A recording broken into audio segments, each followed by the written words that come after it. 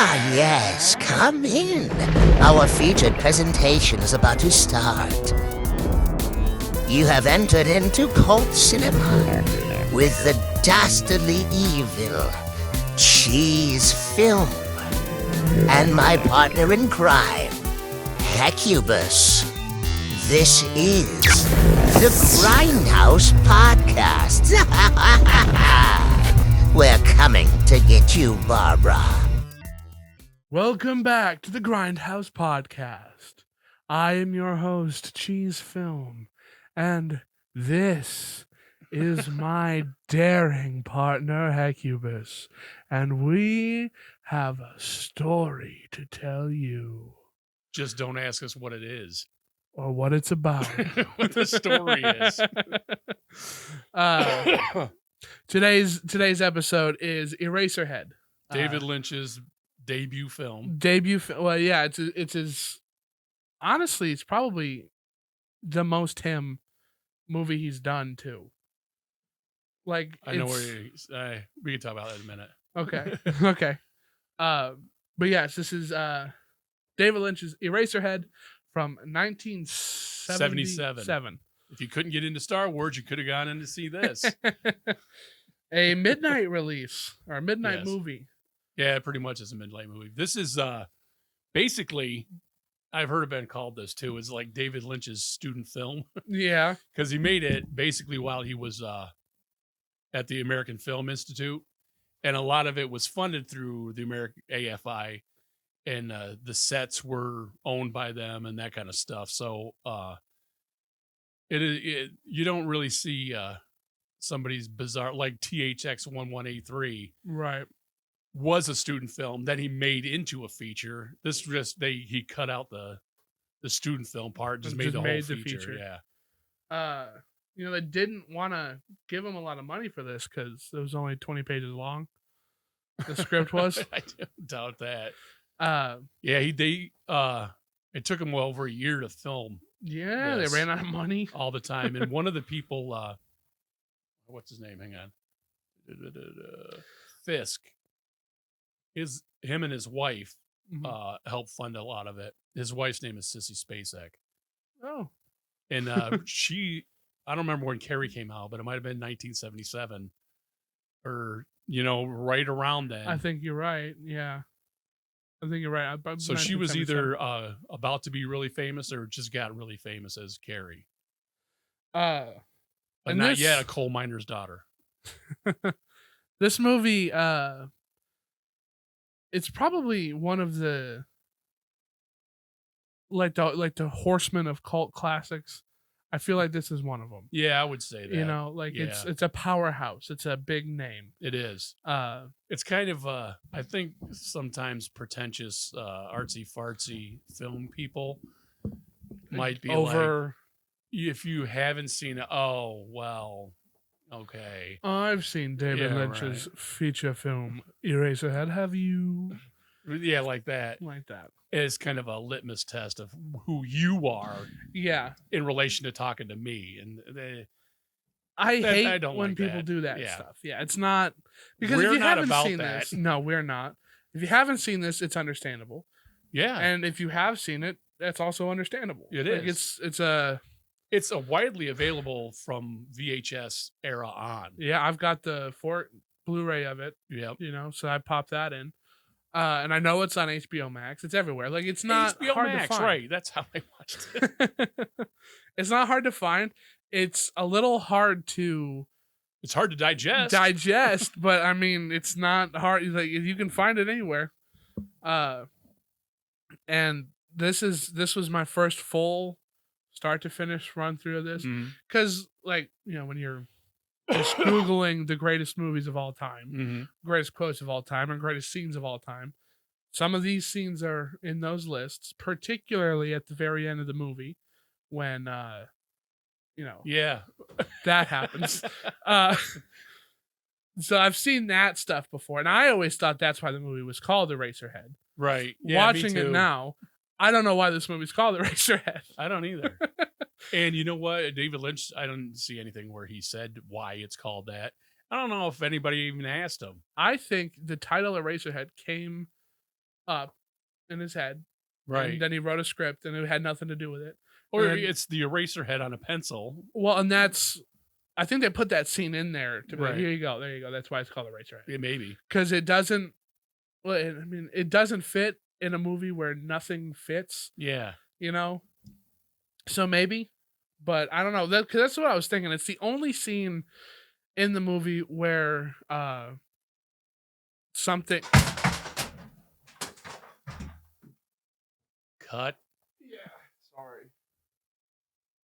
What the hell was that? I was going to turn it a little bit. You were a little bright. Sorry.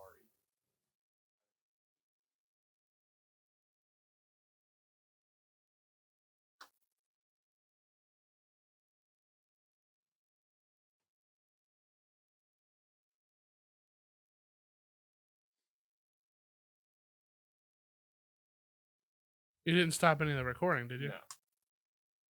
We are still live. All right. So when it falls and we go like that, and then we can cut, and then because that should be in it. Sorry. But it's again, it's like the one thing in a movie that doesn't stand out, that in a movie that stuff doesn't stand out. That's what I found, because I was watching this thinking that, like, because he's got like a very particular haircut. The haircut, yep. And he looks a very particular way. I thought maybe the term Eraserhead was like bookworm, or you're a bookworm, or you're Eraserhead, or you're something like that.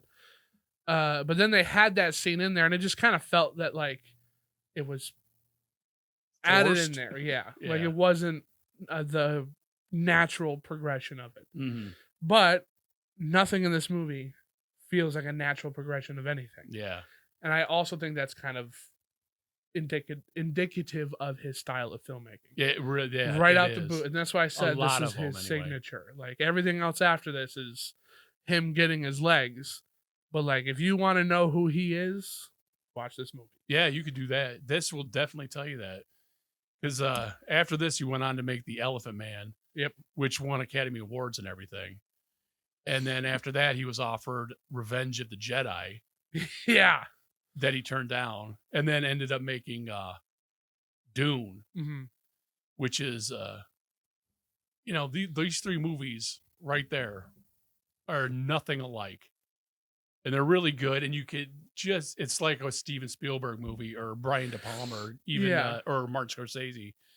You can, whose movie you're watching. You can never not tell. Right, like these other ones have a linear storyline. Yeah, The Elephant Man is a true story. And Dune was from the book. They had to condense it and all that kind of stuff. But even I think after Dune, he made Blue Velvet, which it is Lynchian, which became a word because of him. Right. You know, I mean, that's when you say Lynchian or Cronenberg, you know what you're addressing. Yeah, exactly what it is.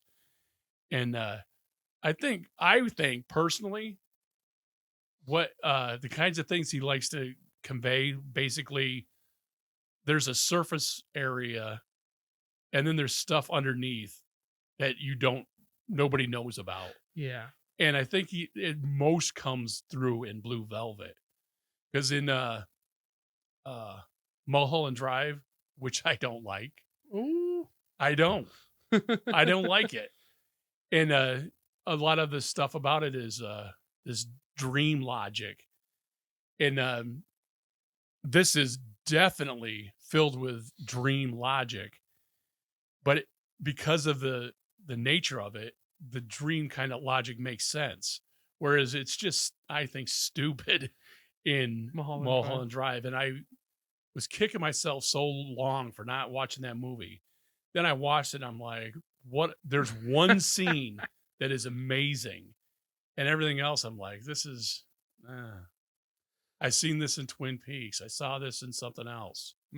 Because Twin Peaks Fire Walk with Me is a lot like Blue Velvet. And it's an original story. But he also made another movie called Wild at Heart with Nicolas Cage and Laura Dern, which is like Blue Velvet in a sense, but it was based on a book.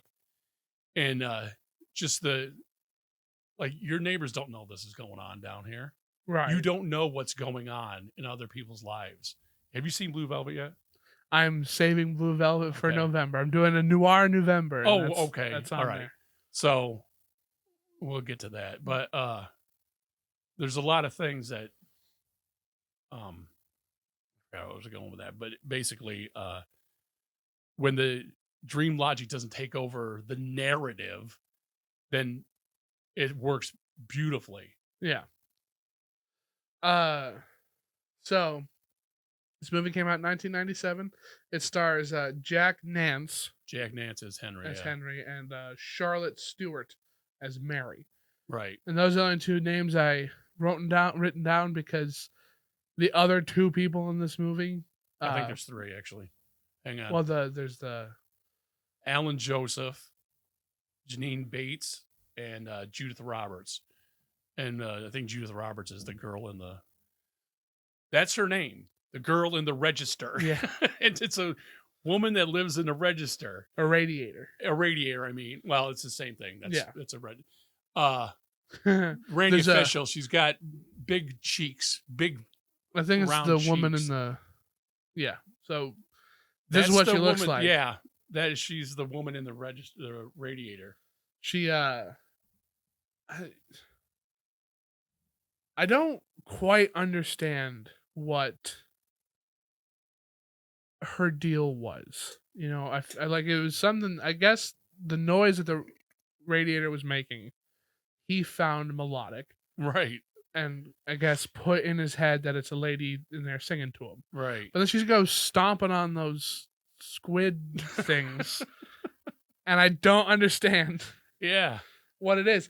And a lot of it seems like it's just weird crap that's going on inside of Henry's head. Yeah, and you know, and I was thinking about this is like, it's almost like it's a man trapped in his own head kind of story. Yeah. Yeah, kind of. And like what, like he want, like I don't know what they're supposed to represent, but they kind of look like the baby or whatever he pulled out of the box in his little safe deposit mailbox. He pulls it. It looks like a shrivel up one of those. Yeah. The movie starts with throwing it. And the guy with the levers. Yeah. And like, so is that like to like represent something like your inner self or like I don't know. Like it's that's the thing though. Whatever you put to it is what it is. Which is a clever thing to do. Well, it's art. And that's because we have our little format for the show and for the how to improve upon a movie section. This movie shouldn't be improved upon at all. No, because it is a piece of art. This is the definition of art. Cinema is art. Yes, is like it is. this kind of movie. Right. This is to cinema what Jackson Pollock is to painting. Right. And you are not gonna not have an opinion about this movie. No, not at all. You're going to leave it with something to think about. Yes. Or something to talk about. It Right. really is a piece of art. It is. And it's cool to see a movie actually not focus on being a narrative. Yes. But being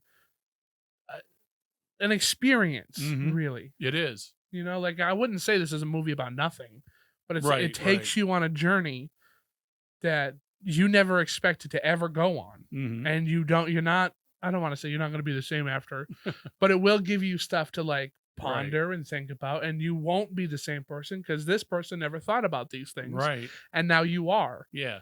So in that sense, you know, it's like that. And like it's cool because it's not necessarily deep, but there's a lot of symbolism in it that would lead to deep conversation. And David Lynch said like there is symbolism in it, but there's not him symbolizing something. No, it's a symbol of something, and you put the symbol in it, the meaning onto it. That's really cool. The guy is a little too clever for his own good. Do you know what I mean? He's an a artist. Genius. Yeah, he is. And I kind of think he goes overlooked under you know, like people don't really talk about him a lot. He's not in the mainstream as much as you'd want him to be. The mainstream can't handle him. And I don't think he wants to be really in the mainstream because he made that Dito Rennis paid for Dune, and it was a huge extravaganza and all that big budget and just too much pressure on him He didn't like it. And there's things in that Dune that I like better than the new Dune. And there's one thing, I think. They show the Spice Navigators and just the set design. It's a beautiful movie. Beautiful. That's what I've heard about it. And it's and that's all because of him. And I'm not saying anything bad about the new Dune. Those are brilliant. But it got crapped on when it came out. It's totally shunned. The people that love the book were disappointed because I think it's only an hour and a half long. Yeah, it's really condensed. Yeah, the book is this thick. They made the movie this thick. And so there's a lot of voiceover stuff that I think is perfect for what they do. It's exposition, but who cares? It's great.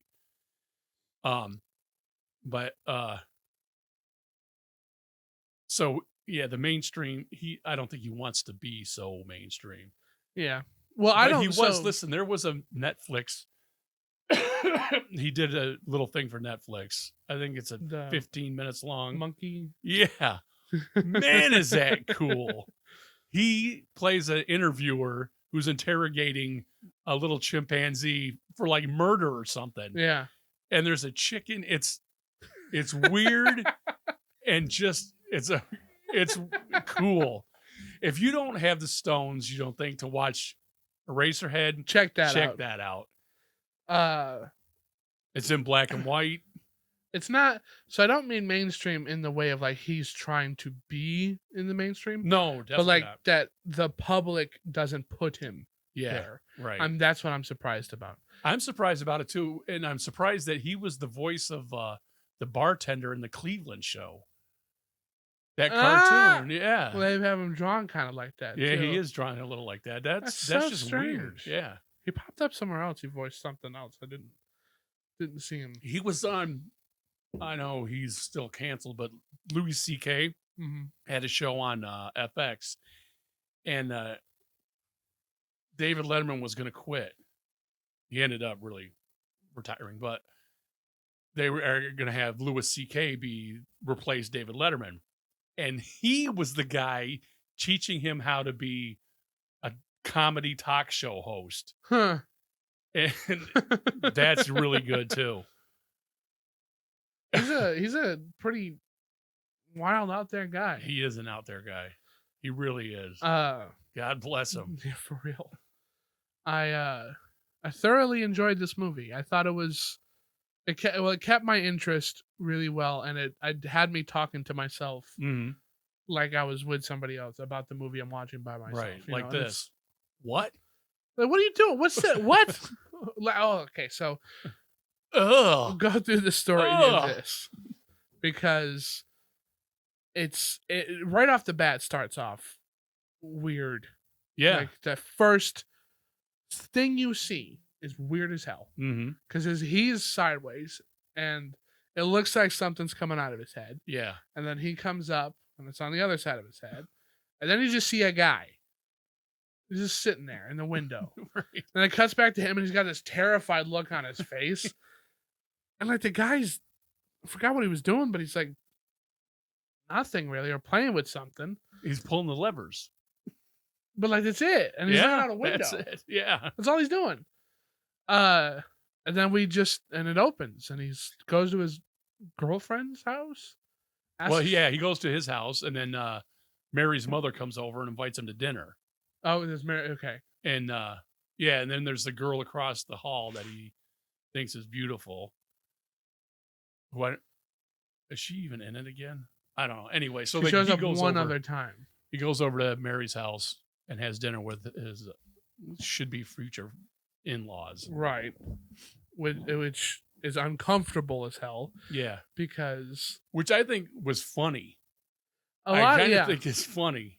Because it is uncomfortable. And it's realistically uncomfortable, too. It really is. Like the way he's sitting on the couch and how they got it framed kind of like where they're small. Yeah. And he's sitting there next to her and then the mom's in the chair. And then dad comes home talking about how he's a plumber and he's doing everybody's pipes in the town and they think that they know everything, but it's him. He's all him. He has a little freak out. It's like, okay, this is like, what do I do now? And then they have dinner. Yeah, they're and making dinner. They had those little tiny chickens. Well, before they have the chickens, they have their half-dying grandmother, who they keep in the kitchen. salad, They put the salad bowl in her lap, and then move her arms to toss the salad. It's weird. Like, yeah, it's weird. And then they bring out these chickens for dinner. And they're dad gives little. this They're no monologue. bigger than your fist. Yeah, But they're new. And he's giving this monologue and like how he usually carves the chicken. Yeah. Would you do Oceana this one time? Do it. And the second he puts the knife up to the bird, it starts gushing blood. And the legs Are move. the chickens the wee little babies? No. Okay. No. Did you just show that? No. Don't show that one yet. I think it's like dinner time. I don't have a picture of the chickens. Yeah, that's what I was looking for. But the dinner time, there might be a plate on the table. That's what's on that platter. Are these little itty bitty tiny chickens? They're No bigger than literally your fist. like this big, and it starts gushing blood everywhere, and it just doesn't stop. And, like Yeah. the whole plate like floods, and nobody seems like. He's like, what is going on here? He looks up, and like the dad's like all kinds of excited, and the mom starts crying, and leaves the room, and so does the daughter. And this I interpreted as like a form of like miscarriage. Yeah, you would think. You know what I mean? Yeah, kind of. It's the way they reacted to it, because then Right. the very next thing is, did you sleep with my daughter? Right. Because she's pregnant. Well, she was. Well, there's baby in the hospital. You're gonna have to get married. Right. Well, they don't know if it's a baby. They They don't show even know yet. if it's a baby, Mom. Yeah. What? And like you're building up to this baby. You're building up to this baby. And the bleeding turkey. Like, okay, whatever. What is this thing? I guess I got to get married. It cuts to what I thought was some time had passed, but apparently this only takes place in a week. He's on vacation. From his job. He works in a factory, so he's on vacation. This is like his week off. So everything that happens in this movie is within a week, but we don't know that because there's no sense of time. Right. You never see daylight or night. It's just like consistent darkness Yeah. and shadow. There's points where they fall asleep, but there's also points where it's in the same. There's no difference. It's like liminal space. And liminal space, because when you think they're awake, it's like a nightmare sometimes. Yeah. And he comes home. I don't know where he was. And she's taking care of this baby, which looks like a disgusting turtle monster. Is what I thought. Weird. It's and like it cries incessantly. And it doesn't stop crying. Yeah. It's always well, it looks like it's in horrific pain. Probably. It's way premature if it's a baby, because it's like that big. Well, yeah. And it's like wrapped in bandages, and then it's got a super long neck. It's odd. It is odd. It's odd to look at. It really is. And for having no money, this practical effect is brilliant. It looks so good. I'm very, because like the lady looked pretty good too, but then as the movie goes on, you look at her and it looks like she's got paper mache on her face or something. Yeah, like it looks bad. Yeah, which is probably on purpose. Again, there was no way to tell. There's no way to tell. Like he ran out of money, but where did he run out of money? Right. Because it all feels like it's supposed to be there, and it doesn't feel like it's supposed to be at the same time. And nothing is rushed. No, I was so surprised. He does it's have an hour and a long half pacing, long, and it's everything gets its time. Yeah, everything gets time. Yeah. So they're taking care of this weird, funky looking baby. She has had it, and this I know was a joke. He said this is going to be funny, and nobody was going to get it. He pitched this to everybody when she's pulling the thing out of from underneath the bed for like a minute straight before she gets the thinnest suitcase from the tallest mattress and then walks out. I was like, okay, he thought that was funny. And he pitched it to and everybody he showed it to was just like silent. I can feel it. That's exactly what happened. That's the kind of joke he told Louis C.K. to memorize. It was a joke like that, yeah. Wow. And he's like, I don't get that. Hey, you do the joke like this. Because he's David Lynch. So it's all like this. But that is funny. But I don't know. You're probably absolutely You know right. what I mean? Yeah. Like he thought that was the funniest thing in the world. And he was the only one who thought that. Yeah. Because it's like the only thing I could even say in the movie that feels like it's supposed to be a joke. That and the dad just smiling at him. Yeah. It goes from funny to scary and back again. You're kind of creeped out the entire time. Yeah, you don't really are. know You're how to unnerved. feel. Yeah. Which is, I think, part of why they make it a horror movie. Because so that is the debate that I know. I don't, like I guess cinephiles have. Like, is this movie a scary movie or is it just an uncomfortable movie?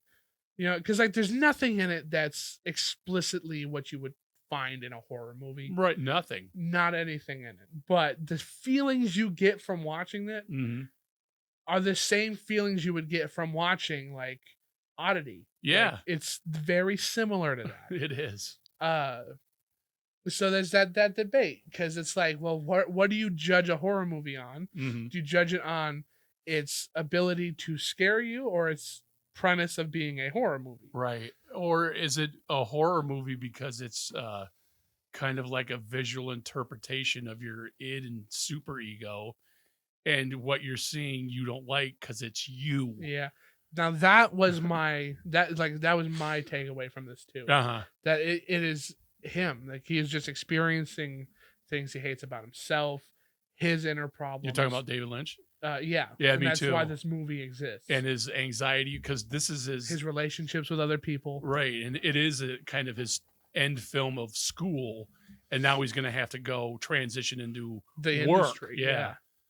And I could see that kind of, it's angsty, this movie. Yeah. Before there was real angstiness. Movies. Yeah. It's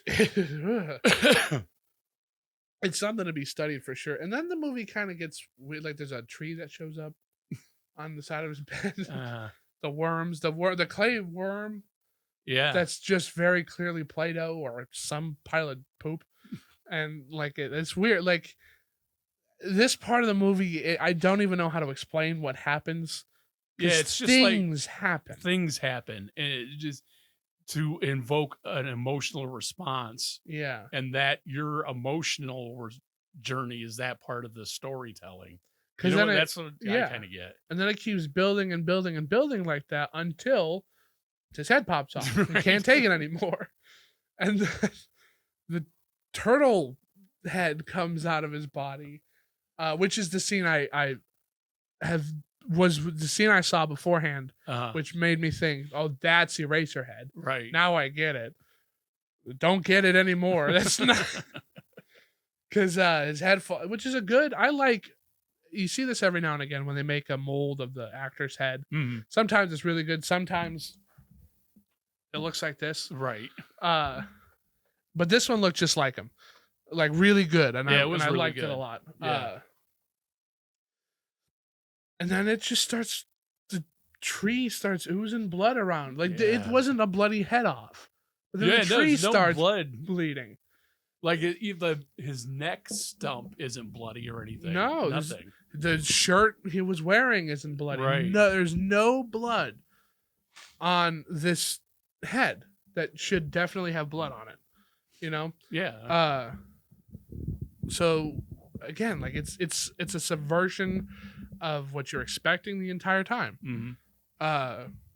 Another big aspect while they were making it, because it took them a year, all the sound design everything is obviously deliberate because it's in the movie, but it's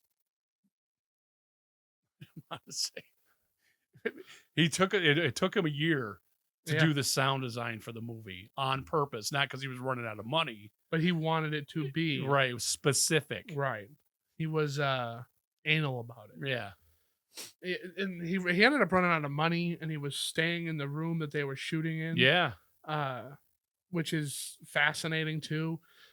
It is. The whole documentary could be made about this movie because it's even. I'm sure there is one. No, without at least.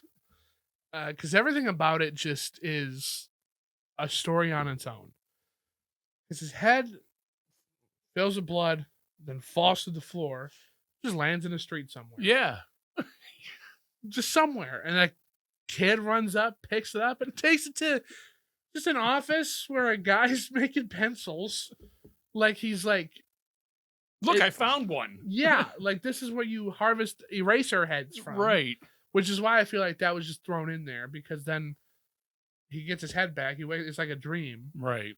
And the movie continues. So we got to make this detour real quick before we get back on track. And then it keeps going, but then there's a point where the baby starts crying, and it sounds like he's laughing maliciously. I think so. You know, that's what I've heard. Because then he cuts open the bandages. Yeah. And that was the only thing holding the baby together. Yeah. It just starts coming undone and pussing up. And yeah. It's weird. It's a weird thing. And then I think after that, it just kind of starts wrapping up. You know, you see like the dude with the levers again. And he's all covered in sick mold and I don't know what it is. It's the same thing with those girls' cheeks. What the hell is that? Or the baby got sick at one point too. He's got growths all over him. It's strange. It's just strange. It is just strange. And it just kind of ends. It just ends. Yeah. Like, that's it. Show's over. Go home now. It's weird. And that's why I say it's more of an experience than anything else. Because really if you wanted to rip it apart and like take out its skeletal structure, you would say it's about a man. You could say it's about a man who gets married in a shotgun wedding. Right. The wife can't take it anymore, and he has to deal with the pressures of being a single father in a world that's crashing around him. Right. And then you watch this movie, and you're like, in an uncaring world, because it's all industrial. It's all industrial. It's all cold. It's in black and white, and the music is very harsh. Yeah. It's like clanging noise, and then like just building atmosphere kind of stuff. And then, you know, like this, nobody's checking on him. Nobody's calling him. You don't even know about his parents. Right. They never take the baby anywhere. Once you leave the mom and dad's house, they never come back. Nope. I think once the wife leaves, she never comes back. I don't think so either. So it's like, and like, if you wanted to, you know, say that and give it this whole, like, you know, make it sound like it's another generic kind of movie, you can do that. Yeah. And then it takes you on this trip, a trip you've never been on. Yeah. And you come out of it just like the poster. Show the poster one more time, because he's making a face. This is, I think, one of the ends of the movie when the thing's cracking and you've got the dust all around him. Yeah. And he's making this face. It's exactly what your face looks like. Right. And this movie's done. It's, I don't know. It's, I just thought it was a very interesting journey to go on, I guess, period. And I would... All right, listen, you just reminded me of something, of another 70s movie about a kind of kooky guy. Uh-huh. If you describe this movie like that, you're like, no, it's a movie about a guy who doesn't know he got somebody pregnant, and now he's got this new baby, and then she abandons him, and he's got to deal with this. If you describe that movie to somebody, and your date, and she's like, okay, let's go see it, she would hate your guts. Like you were Travis Bickle taking what's her name, Sybil Danning, to the movies. No, a lot of couples come to see this movie. This is a dirty movie, and she gets disgusted and leaves. That's what would happen. Oh my God. Oh, that's funny. But you're right. And you could describe it that way. You could. If you wanted to trick somebody into watching it. God, I love Taxi Driver. It's so good. Lord. So Man, I've got some stuff written down here about the movie too. Like how, well, you've already brought up how like George Lucas offered him Jedi, Revenge of the Jedi. Mel Brooks offered him Elephant Man. Well, yeah, and Think he about did that, it. though. Yeah, Mel Brooks, Brooks. produced the Elephant Man. I had to read that twice. Have you ever seen the Elephant Man? I know. Yeah. We tried making you guys watch it, and you were too scared. Before he even took off the mask, you guys were like, "Do we have to keep watching this?" It takes place in the late 1800s, so they're doing surgery on people by holding ropes, and stuff. It's a good period piece. It is. It and really it's got is. Anthony Hopkins. Anthony Hopkins. John Hurt as John Hurt and John Gielgud as the head of the institute. And what is her name? She plays like an aristocrat that kind of sees inside who John Merrick. But yeah, the Elephant Man is beautiful. It's brilliant.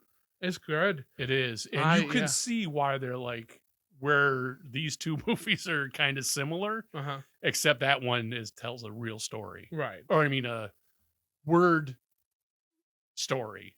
Like, I'm going to say things and then things happen. Right. And you don't have to come up with your own interpretation of it. This is what happened. This is what happened. Stanley Kubrick was a part of that movie too, I think. I think he might have. I don't know because David Lynch met Stanley Kubrick making that movie. Making an Elephant Man? Yes. Oh, yeah, he made it in England. I thought maybe he was a producer on it. I kind of thought he might have directed it. The Elephant Man? I would believe you if he did. There's a lot of deep focus shots. Yeah. But they met, and the highest compliment ever, Stanley Kubrick tells him that it's the Eraserhead is his favorite movie. It helped inspire him to make The Shining. Wow. And he would play it before The Shining to get people in the mood for The Shining. Like, he's setting up the vibe. Like, watch this first, and then we'll go to this one. You think my movie's scary? Yeah, like, The Shining is a long movie, too. It is long. So you got to go through an hour and a half of what the hell was this? Before you get to that, you're like, where am I? And I thought that was interesting as hell. That's very interesting. But this movie is infamous. Everybody, it is infamous. I think should watch it and experience what David Lynch really is about, because this movie, again, I think is a good biography of him right as a filmmaker. Yeah.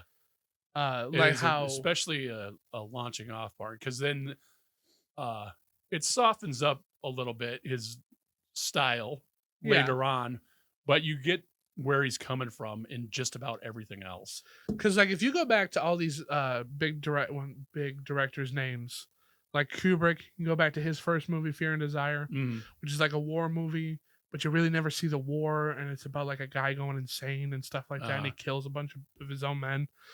I never saw that. I saw Paths of Glory, though, which I think only has one battle scene in it. It's a courtroom one.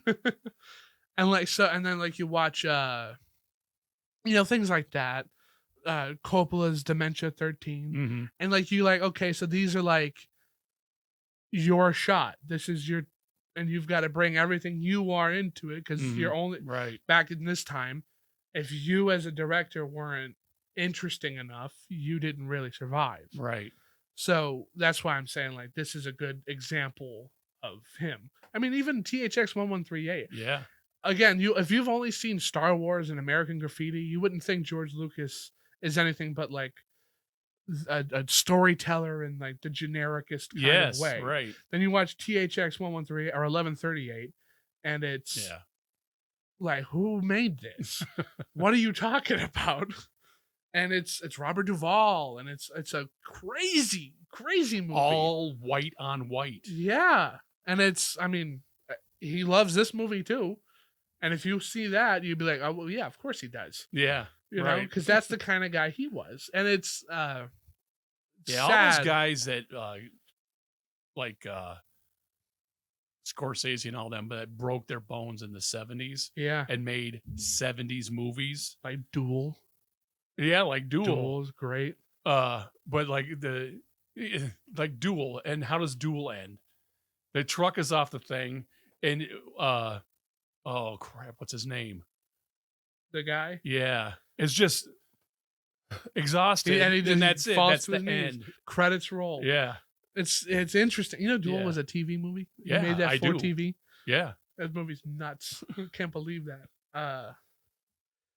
But you know, like this is that kind of thing. Like if you like a director, particularly in his style, go back to his first couple movies. Yeah. Because you take Eraserhead and you take Elephant Man and you take Blue Velvet and you're like, okay, this is who he is. Yeah. This is insane. This is I can't believe this man is doing this in a time, because like we don't have that kind of stuff now. If you want this kind of artistic movie, you've got to find this artistic kind of movie.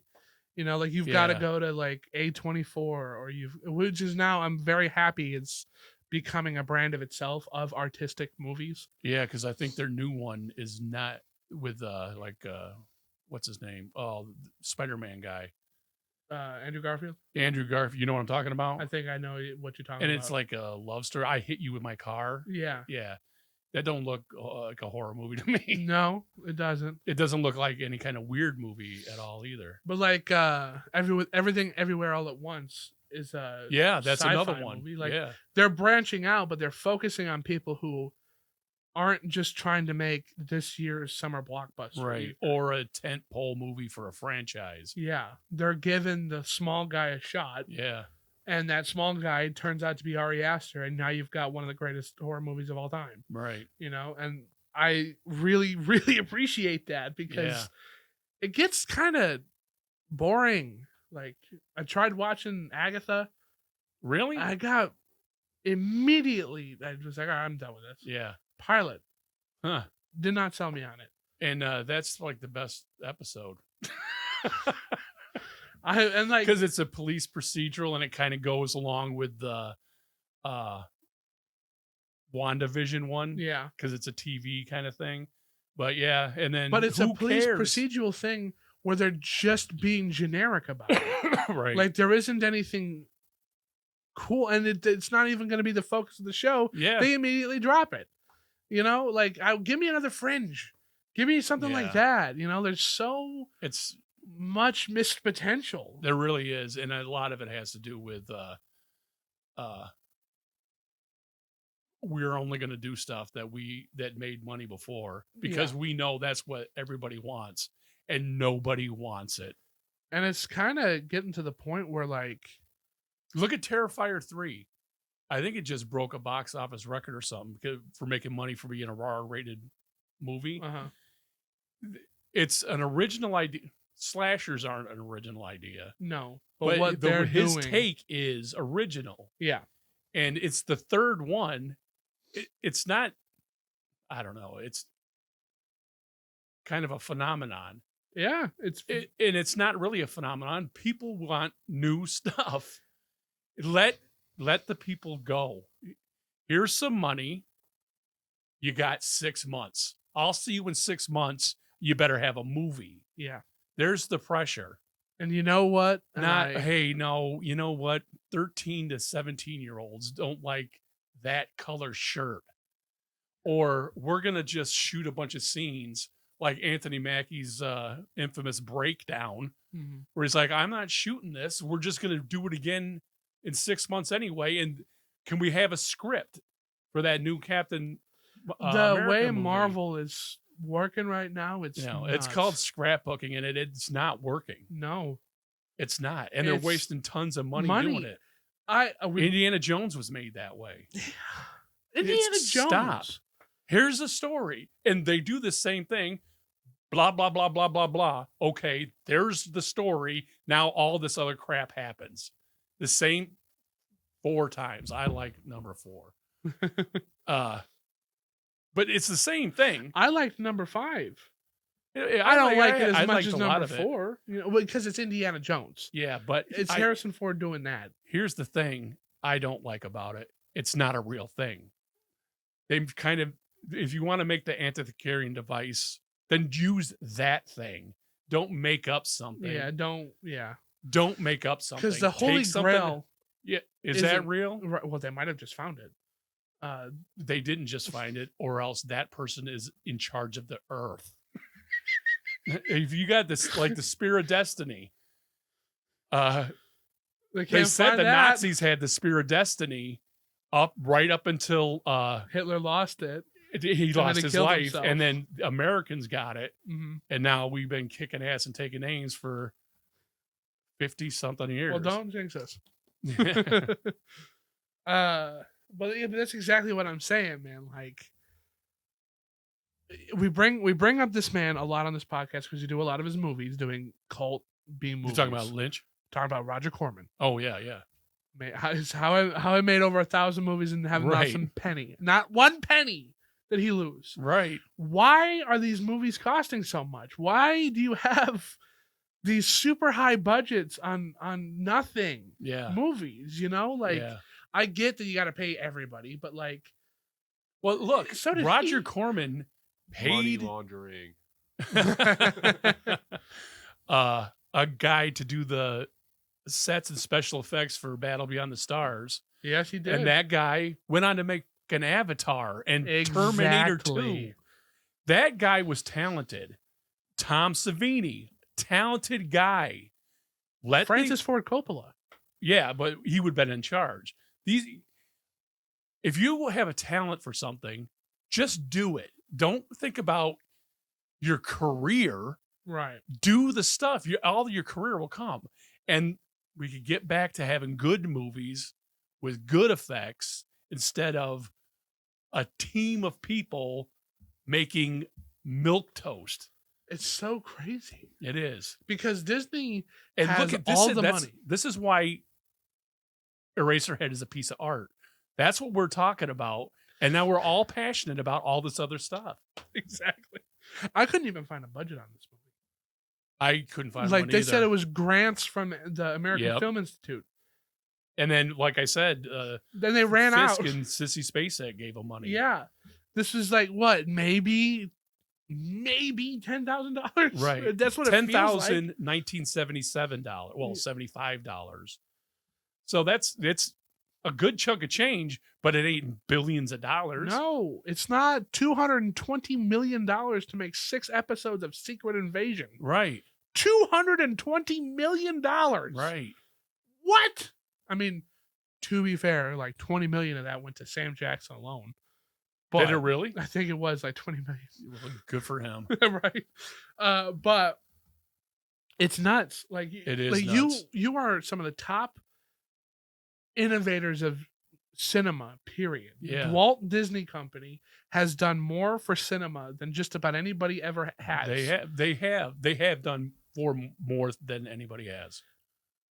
Both good and now bad. Like it's like all you've got to do is give an inspiring artist who had California Institute, whatever, American Film Institute. It's in California. $1 million to turn in a 90-minute feature, sell it, and you'll get your return back because you're only spending a handful of it, and that's how that works. Right. You don't. That's like Blumhouse is not known for great movies.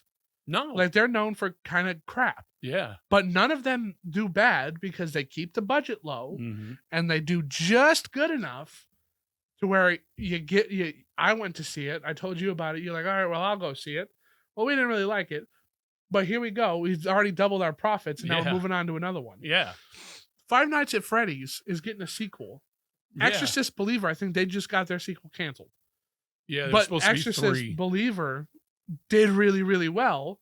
He's like, well, they're not going to go see the second one. They didn't like this one, so I'm not going to make a sequel for it. But also, it had to make 3 times its budget in order to break even. It did. And, but look at the Five Nights at Freddy's movie. Yeah, if you, Like, they don't take want to that one. just break even. But they, in order to keep the budget low, they were doing things like, because the Henson Company made those animatronics. Uh-huh. The Jim Henson Company did all of that. And the budget was only like $100 million or something around there, which is really low for a movie like this. Right. And it ended up making almost $500 million or something like that. Right. But they said, all right, if you take a cut here, you'll get this portion of the box office. Mhm. And that's Yeah. how you'll get your money. Yeah. Do stuff like that. Yeah. You know what I mean? It worked for Alec Guinness. Alec Guinness didn't like Star Wars. No. He didn't. He said, He didn't think garbage. it was going to work. Yeah. He's like, all right, I'll take 2%. It's billions of dollars. Yeah, he's made out. I mean, but I guess they're just not willing to do that. I know. You got to, that's what I said. Don't think about your career first. Think about what you're doing first. Like Bruce Willis not getting paid for 12 Monkeys. Yeah. And he ended up getting paid for 12 Monkeys. There's no passion. No. And people want the return on investment and risk return analysis and all that. And it's all going to be nothing. And you know what else is killing it too? And they didn't think about this. And now it's killing everything. And now as we're having a resurgence of it, is home sales. They wanted everything to go right to streaming. Right. Because Star Wars did pretty good in the box office. Mm-hmm. Then sold a whole bunch of VHSs. Went back into movie theaters. Yep. Sold more VHSs. If it went to streaming, they get nothing from it. Right. They get absolutely nothing from it. So they really kind of stopped making movies on home video back in like I think 2018. They just kind of stopped. Yeah, it's probably People stopped caring. Like Blockbuster just not Blockbuster. Redbox. Best Buy, Redbox. It just stopped carrying movies. Yeah. Redbox is a movie thing. Right. Stop carrying movies. Not anymore. And all of that potential money to make your money back, because that's where some of it comes from. A lot of it came is from there. gone. Yeah. You're not doing it anymore. You're going straight to Netflix. I pay $8 a month for Netflix. Right. You're not getting any more than that. That's it. You've got your limit, and now I can watch that 50 times and have only paid $8. Right. And it's I don't know, but then you buy it for $24. Right. But it's $24. Right. And I bought it. Right. And you bought it. And he bought it. And all these guys bought it. Not, I have Netflix. Come over, we'll watch it. Right. Because now you just lost 3 wholesales Yeah. times how many Netflix subscribers, how Yeah. many Hulu, how many Disney Plus. And Disney Plus is really bad. Because, like, I guess you should consider them more of a amusement park company. Because a lot of the stuff they're doing. That is where they made most of their money before. Yeah, funded from that. Yeah. But even that, like the prices are going up. It's all on the decline. You're not making anything from Disney Plus. Your movies aren't making as much money as they used to. They're losing money. Yeah. Like just about every one of them. Just about every single one of them. They're all the top dogs. Yeah. Why? How is this happening? Because they gotta thought, ask yourself that. This goose lays golden eggs, so I'm going to cut it open and take all the eggs out now. Oops. I have seen The Mandalorian on Disney Plus. Mm. I own it physically now. They've released it, and listen, and I can always go to it. Yeah. They released it physically, and I instantly bought it. Right. So did a whole bunch of other people. Oh, sure. Bring that back. And I think, with the resurgence, specifically in Walmart, I found that they're doing steelbooks now. They're doing limited stuff now, and they're not like there special anymore. edition things. Yeah. Because, like, I'll go to get the Planet of the Apes one, and I'll have to get this other version because the one I wanted is sold out. So that's, to me, good. I go to these used, like McKay's, the used books and movies places, and I'm not seeing a lot of the new stuff anymore. A lot of the inventory seems to be like not there anymore. So there's people not getting rid of their stuff anymore and buying physical media now, especially when places like Amazon come out and say, well, you don't actually own that. Yeah. You're leasing it. Right. Well, that's just terrible. And like, I get it. Like, you pop in a DVD, it's got the FBI warning on there, which is essentially saying you can't just make copies of this and sell it. It's not really yours to sell. Or show it to a bunch of people at one time. Like, that's already there. Yeah. But they can't take it back from me. No. They can't just one day It's decide yours they don't want to forever. have it on in their hard drives and they pull it off of there for something else. I can now have it. I can watch it whenever. I can tell other people to watch it now. You know, like, that's the thing. But I don't know. That was a big long tangent. It was a big long tangent. And all because David Lynch made some whack job art film. Yeah. But I would give this movie a 2 thumbs up, man. Well, I give it a thumbs up too. And it's not because of the story. Nope. The story is told through your emotions. Exactly. And it's just cool. And you're like, every time you watch it, you'll see something, not see something different, but you'll be thinking about something different. Yeah, your takeaway every time will be unique because the best way to describe it is it's a journey. Yeah. Every weird time, one. Every time you go on this hike, you're going to feel trip. something different. Yeah. But I don't have anything else to say about it other than go check it out. The Criterion release is amazing. It looks great. I know it's Blu-ray. HBO Max has it. Check it out. It's fantastic. Also, check out the podcast. We are on absolutely every single platform you can watch it on. We are on. And let us know what you think about everything we just said. Please, because it's a movie. It's a discussion movie. And this podcast is a discussion podcast. Right. Check out our website, www.thegrindhousepodcast.com. Get yourself some merch. Get yourself some merch. We have merch there. We've got a new desk mat back here. It looks great. It does look great. Posters, t-shirts, hats. We got mugs. We got so much stuff. So check it out. Get yourself something because it's nice stuff. It's really good stuff. It's good quality, and I think this stuff looks cool. Yeah, I mean, like, I keep ordering stuff for like QC in it, and every single one of them I'm impressed with. Yeah. Every single one of them. I thoroughly enjoy what they're doing over there at Printify. Yeah. But you check that out exclusively on our website. Also, I believe every single episode of the show is on our website too. I publish those pretty much immediately. Okay. We also have a little blog there too. So if you wanted to check out the podcast and read what our story, maybe some reviews. I've got some reviews on there. Look, even your pets like it. They wanted to be a part of it. But I have been Cheese Film. And I am Hecubus. And that's Randy Official. And I'm Randy Official. This has been the Grindhouse Podcast. Cheese Film out.